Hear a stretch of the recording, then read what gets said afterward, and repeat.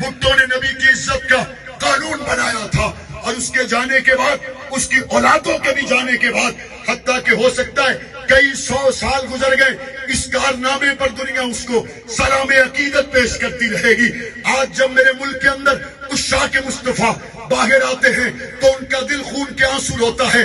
ریاست مدینہ کا نعرہ لگانے کے بعد 2018 میں لوگوں نے ہمیں ووٹ دیے، ہم اسمبلیوں میں پہنچے، کوئی شک نہیں اقوام متحدہ کے پلیٹ فارم پر ہمارے وزیر اعظم نے جو گفتگو کی ناموس رسالت کے حوالے سے، اس کی مثال نہیں ہے۔ کوئی شک نہیں اس ملک کے اندر قرآن مجید کا ترجمہ پڑھانے کا جو قانون پاس کیا گیا، اس سے پہلے اس کی مثال نہیں ہے۔ کوئی شک نہیں خاتم النبیین کی قراردادیں اسمبلی میں پاس ہوئی، اس کی مثال نہیں ہے۔ لیکن آج کی تاریخ میں سادوں کی اور کاموں کی کے علاقہ میں عشاق مصطفیٰ کے پرامن احتجاج پر اگر گولیاں چلائی جا رہی ہیں تو میرا سوال ہے یہ ووٹوں کی دوبارہ گنتی کے لیے تو نہیں آئے، میرا سوال ہے یہ اپنے حلقے دوبارہ کھولنے کے لیے تو نہیں آئے۔ وہ حضور کی عزت کا پرامن انداز سے نعرہ لگاتے ہوئے گھروں سے نکلے، ان پر تیزاب ڈالنا، ان پر گولی چلانا، ان پر آنسو گیس چلانا، میں سمجھتا ہوں یہ انتہائی نامناسب عمل ہوگا۔ عشاق مصطفیٰ کے ساتھ مذاکرات کے ذریعے مسائل کا حل تلاش کرنا چاہیے، ہونا چاہیے نہیں ہونا چاہیے۔ گولی، لاٹھی چارج، آنسو گیس، تیزاب کا چھڑکاؤ، یہ تو اس ملک میں اگر کوئی ہندو نکلے تو اس پر بھی نہیں ہونا چاہیے۔ یہ تو پاکستان کے کسی عام شہری کے خلاف جو مہنگائی کے لیے نکلے اس پر بھی نہیں ہونا چاہیے۔ گولی کا استعمال اس ملک میں بے روزگاری کے خلاف جو نکلے اس پر بھی نہیں ہونا چاہیے۔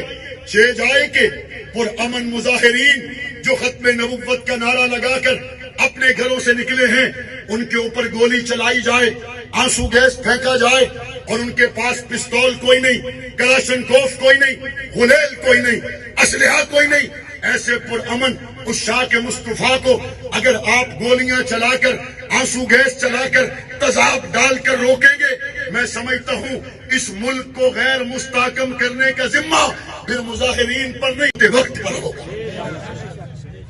اور حکومت کا کیا ہے؟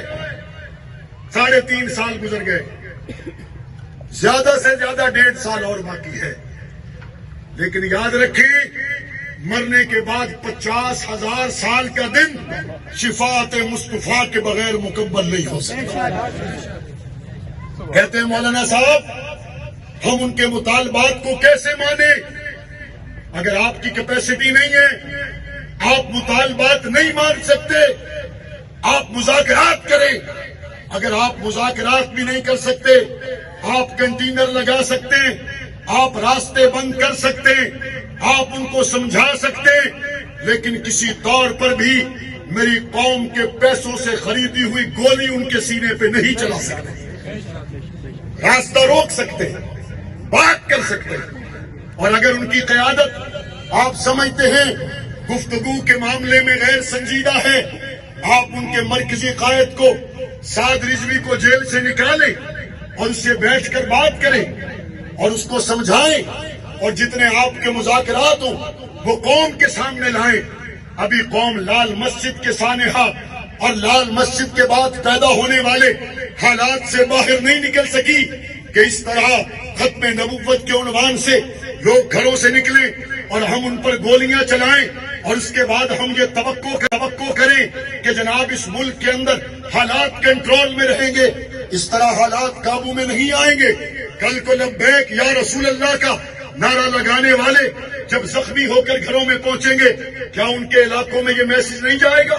جب جنازے علاقوں میں پہنچیں گے کون سا میسج جائے گا؟ رہی بات یہ کہ فرانس اور یورپ والے خوش ہو جائیں گے 44 ملک مل کر افغانستان میں آئے تھے، 20 سال کے بعد منہ لال کر کے واپس نہیں گئے۔ ابھی تک تمہیں پتہ نہیں چلا کہ دنیا کی بڑی طاقت اسلحہ نہیں، دنیا کی بڑی طاقت محمد کی غلامی ہے۔